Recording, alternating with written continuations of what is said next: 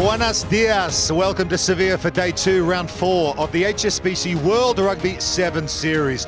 To the women's pools, it's 3 pools of 4, top 2 automatic qualifiers to the last 8, plus the 2 best third place finishers. In Pool A, USA already through with 2 wins, England and Canada well positioned with a win each. Invitational side Portugal struggling a little bit on day 1. Pool B, and it's Russia and Ireland who've qualified with 2 wins each. Poland and Brazil clinging on to hopes of a best third place finish. And in Pool C, France and Australia in cruise control for the Cup quarterfinals. Backwards. Here is Tatiana Hurd. And that's on to Boatman again. Good step from Ellie Boatman. She steps the one, then hits the gas. Boatman gets a second. And that is pure speed and stepping ability. Great reactions from Boatman to weave her way out of the reach of the Portuguese defence. But on any turnover, you want to quickly get it to the space, and the acceleration from some of these players is unbelievable. So Olsen. Back to Doyle. And Kershey wrestling with Daniels and getting the better of her. Kershey fights her way through, and the go-ahead score for the US is scored by their brilliant number 12, Christy Kershey. Christy Kershey is such a classy player. She does the grit and the grind, but then has got the pace, and she's got such a low centre of gravity. She's really difficult to take down, and Daniels just goes far too high, and that would definitely settle the USA.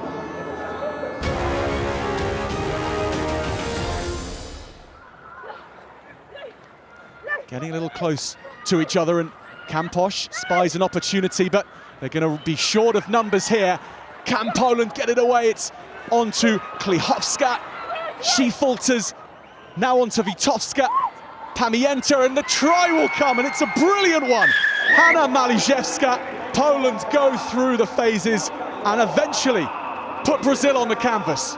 I think that's going to be up there with one of the best team tries of the tournament. That is unbelievable handling. So Poland strong from the scrum, and against 6, that's going to bounce around into the arms of Costa. She's going to make up for it. Unbelievable. What's happened? Poland, the first time I've seen them switch off in the last 2 weeks. It's a big moment with 6 players, and you can see what it means. Final moments of this game in this Pool B decider. It's flicked up here, and here comes Ireland. Ireland can break this. They flick the switch, and Kate Farrell-McGabe will be the hero in this game for Ireland.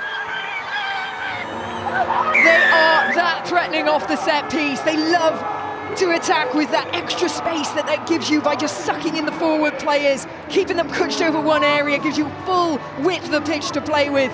You've got to give credit there for initially Lucy Mulhall.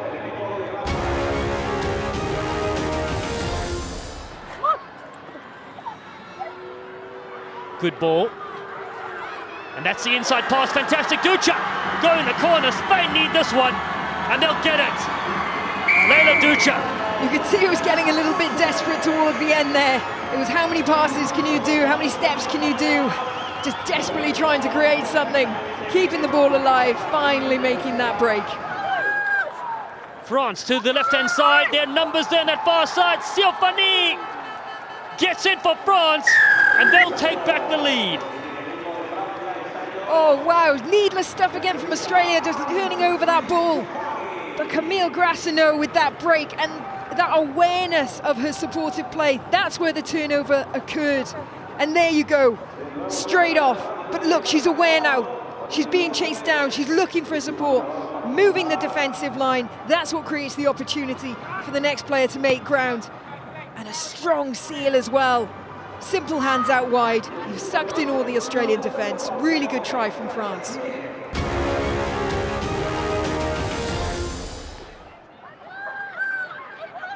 Green Machine wants to get moving. Flood now. Loops it out to Murphy Crowe, just 6 away, and that is all too close. Murphy Crowe strikes. You can see that with tempo and intensity, really difficult for Canada to be organised, especially with 6 players on the field. And when you've got someone at the end of it catching it like Murphy Crowe, you know you're in a good place. England scrum. Maud juggles with it. Jones just has the step, bounces off the right, and Jones straight over. Rugby completed it, mate. She is on fire. She's just, every part of her game at the moment is shining. And for this young England side to have a leader like this in every facet of her game is just wonderful. Demi Hayes fires it to Williams. Shani Williams looking for a hat-trick in this game. Tournoise gets the offload, and Tegan Levi dives in for the first ever score for her country. They're really starting to pull this Russian defence apart now. Full of confidence, playing with smiles on their faces, and it just seems so easy when you get in that kind of flow. Oh, what a dive, what a smile. It's Tegan Levi, 18 years of age. What a stat, what a score. The New Englander to the right, Tapper. Naya Tapper finds Gray on the outside, working in tandem. Tapper to Gray. That should be a name of a band, I will say, because it's very good. Gosh, she's got so much speed, doesn't she? She doesn't even need to put a step on it. She's just got a lovely arcing run. No one can get anywhere near her. Quality of pass, release the winger early. Look at how things play out here in the women's draw. It is Ireland against England in semi-final number 1, and the defending champions, the US, will take on a red-hot Australian side in semi-final 2.